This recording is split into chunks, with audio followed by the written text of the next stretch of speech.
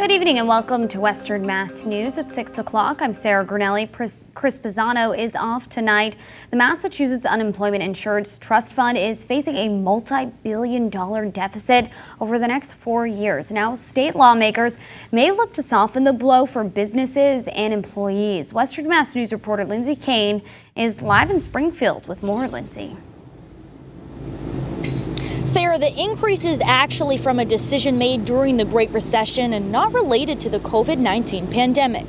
The Unemployment Insurance Trust Fund is running into a deficit. That multi-billion-dollar deficit is requiring increased contributions from Massachusetts businesses into the state's unemployment system. A near 60% increase in 2021 and then an increase at a smaller rate until 2024. During the Great Recession, then Governor Deval Patrick, to help companies recover, agreed to freeze the unemployment insurance tax for a number of years. And then all of a sudden, the time is due in 2021, and we've had this pandemic-induced recession with a huge increase in unemployment. Those higher taxes are estimated at an average rate of $319 more per employee, set to start in April. The state paid more than $4 billion in unemployment benefits between January and July. But in 2019, the price tag for the same period was just over $80 million. The system is not set up to cover that kind of an increase.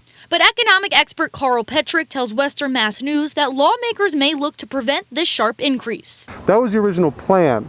The original plan is hit into the pandemic, and so it's very likely they're going to have to rethink that plan in order to cushion the blow for the state economy, employers and employees. And he says it's likely the federal government will have to step in. State tax revenue is down so much because of the pandemic and the quarantine.